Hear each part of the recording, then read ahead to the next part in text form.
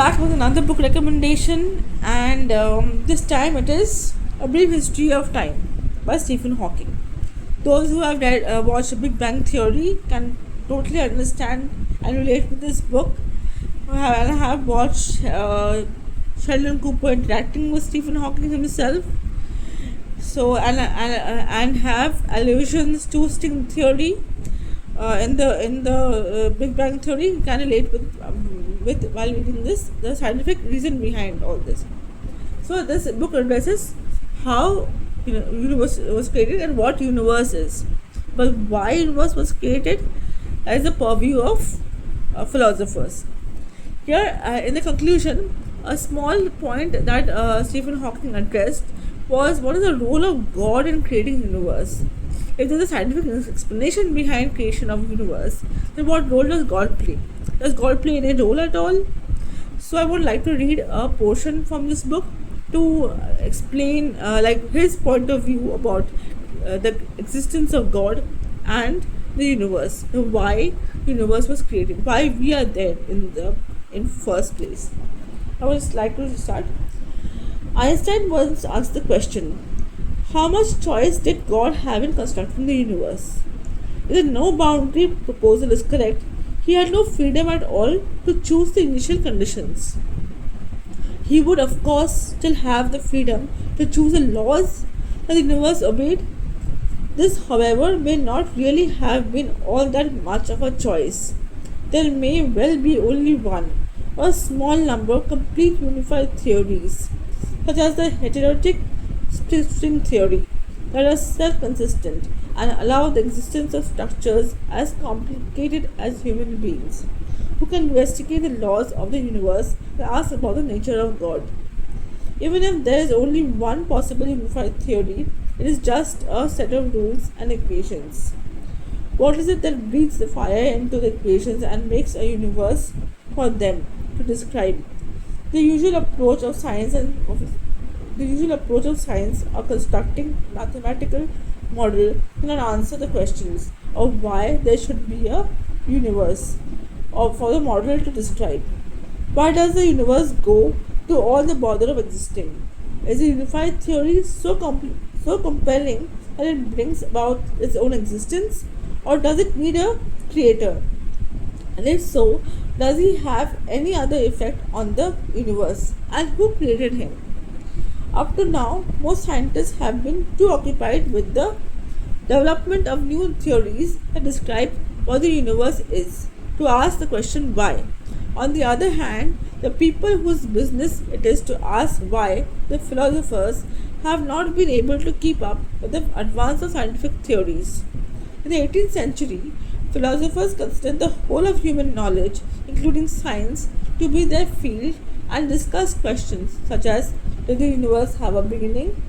However, in the 19th and 20th century, science became too technical and mathematical for the philosophers or anyone else except a few specialists.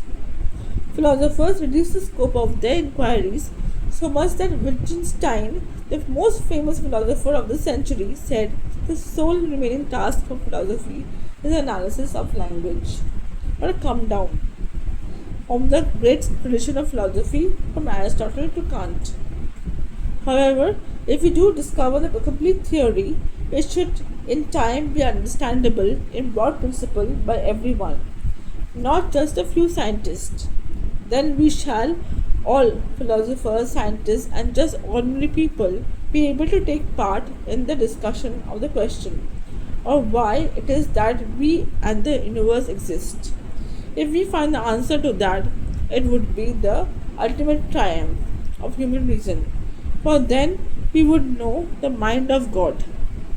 So I like this last line. If I repeat again, if we find answer to that, okay, it would be the ultimate triumph of human reason, for then we would know the mind of God. And what is the answer that we should search? Is the why universe exists, because the book explains how. So this book, if we understand the science behind the universe, creation of universe, it doesn't mean that we forget that God exists. Now those who have already have a lot of faith in God, they will anyway believe in God, and those who do not will have are called atheists. But if we come to a meeting ground between science, you understand the scientific principles, and also you understand the existence of God. As you said that God does have a control over creation universe because He defines the laws on which universe runs. Though science has explanation of why, how universe is in place, how the gravity, how the stars are there in the galaxy. There are so many galaxies. Milky Way is ours. So if you actually go to the planetarium, your concept about cosmology will be even more clear. You can read more books. I'll keep recommending more books on cosmology and science and traditions and knowledge systems that are traditional knowledge systems that support cosmology. So I will come up with most of the recommendations. But as of now, this book kind of explains the theory of space and time and so many other concepts which are very difficult to understand otherwise. So I would urge you to read this book, and this book will clear up a lot of your questions, whether you student science or not. Again, the beauty of the book is that you can go, it goes beyond the explanation of science, purview of science, and so that everybody, a layman like you, can also understand. So yes, I would like to know your thoughts, and as you know, I'm a new YouTube creator. Your support means a lot to me. So you know the drill. Like, share, subscribe this channel with all your family and friends. Until then, I come back with another book recommendation, or a web series recommendation, or film recommendation, whatever you say, whatever you want me to. If you want me to read a book and recommend and tell me and read out a portion from that book, please let me know.